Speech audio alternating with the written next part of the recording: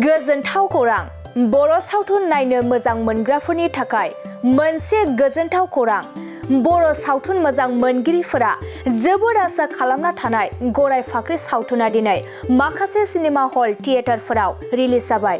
क'क्राझार सहरनि फाग्ला बाबा साखाथियाव थानाय गल्ड डिजिटेल सिनेमा हलाव रजनी बसुमतारीनि बिथोन होनाय गराय फाख्रि सावथुनखौ रायजो राजाफोरनो दिनै दिन्थिफुंना होबाय।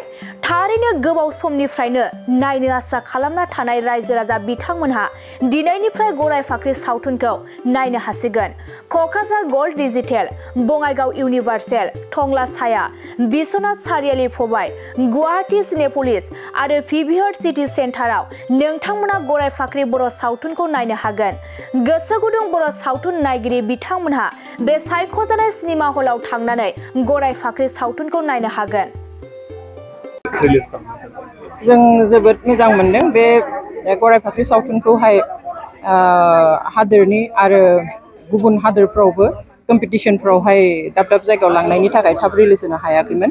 दिनै रिलिज होनो मोननानै जोबोद मोजां मोनबाय आरो बेजों लोगोसे जे इन्टारनेशनेल लेभेलाव बेस्ट फिल्म एवार्ड आरो नेशनेल लेभेलावबो बेस्ट फिल्म एवार्ड मोननो हानायनि उनाव जों गावनि न'आव लाबोनो हादों। बेखाय जों मोजां मोनदों। गुबुनफ्रा जेरै अनसायदों जों आसा खालामो बेयावबो अनसायगोन। बे सावथुनावहाय गुबैयै जोंनि हारिनि समाजनि न'खरनि जायफोर सिनस्रि आइजोफोर बिमाफोर बिसोरनि जि गोसोनि बोलो गोहो बेखौहाय दिन्थिनाय जादों। गावनि सायाव जिथु फोथायनाय बेखौ दिन्थिनाय जादों। बर' आइजोफोरनि मुङै डेडिकेट खालामनाय जादों। दिनै जोंनि गेजेराव जिफोर समाजाव जानाय माखासे जेंना, न'खराव फैनाय जेंनाफोर आरो पार्सनेल लाइफफ्राव गावबा गाव जिउआव फैनाय जेंनाफोरखौबो माबादिहाय आइजोफोरा ज' जानानै बेखौहाय सुफुंनो हायो बा सल्भ खालामनो हायो बेखौ दिन्थिनाय जादों। आरो लोगोसे बे नङा जे बे आइजोफ्रा जायखौ बेयाव गराय फाख्रि मुं होदों बिसोरो समाज बेरेखा नङा आरो हौवा मानसिनि बेरेखाबो नङा। नाथाय जायखिजाया समयसानि थाखाय हौवा मानसिखौ नेबाय थाया, समाजखौ नेबाय थाया, गावसोरनि फोथायनाय, गावसोरनि गोहो आरो गावसोरनि साहसजोंनो बेखौ सुफुंनो थाखाय आवगायो। आं सानो बियो जोंनि आइजोफोरनि थाखाय मोजां मोनसे गोहो होगोन। जों दुलाराय बर' रायजो राजाफोरखौ खावलायगोन। जोंहा दिनै क'क्राझार गल्ड सिनेमायाव होबाय।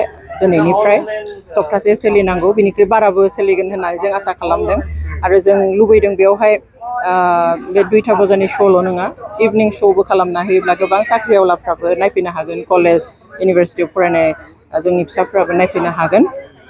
बे जोंनिफ्राय खावलायनाय थागोन। लोगोसे दुलाराय रायजो राजायानो जाहाथे फैनानै जोंनि बे फिल्मखौ आइजोआनो लिरदों, आइजोआनो डिरेक्सन होदों, आइजोफ्रानो गासिबो बेयाव रल लादों। बेवहाय मोनसे थुलुंगाबो होगोन आरो नायनानै आथिखालाव जि सोलिबाय थादों समाजनि माखासे सोलिफुनाय जेंनाफोरखौ बेयाव दिन्थिनाय जादों। जाहाथे बेफोरखौ नायनानै बयबो रंजानायजों लोगोसे सोलोंथाइबो लानो हायो बेखौ आसा खालामो। बेवहाय बयबो जाहाथे लैहोर लैहोर क'क्राझारनि गल्ड आरो बङाइगावनि इउनिभार्सेल, टंलानि साया आरो बिश्वनाथ सारियालियाव पाभय आरो गुवाहाटीयाव मोननै हलाव दङ।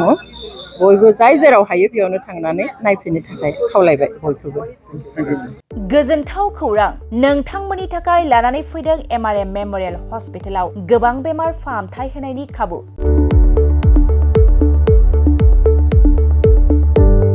बेमारि सुबुंफोरनि थाखाय गोजोनथाव खौरां MRM मेम'रियेल हस्पिटालाव मोजां रोंगौथि गोनां डक्टरफोरजों बेमारि सुबुंफ्रा मोजां फाहामथाय लानो हानाय सुबिदाखौ लानानै फैबाय MRM मेम'रियेल हस्पिटाला।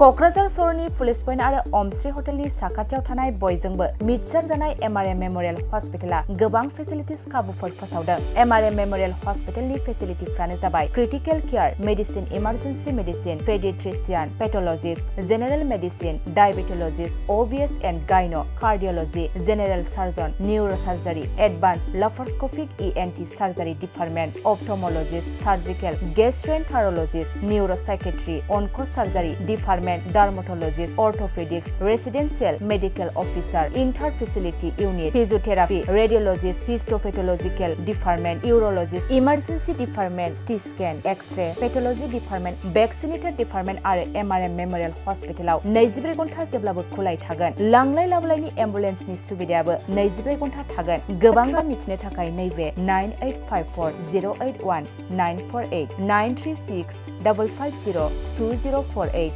जानबुं नाम्बाराव फन खालामनानै नोंथाङा मिथिनानै लानो हागोन।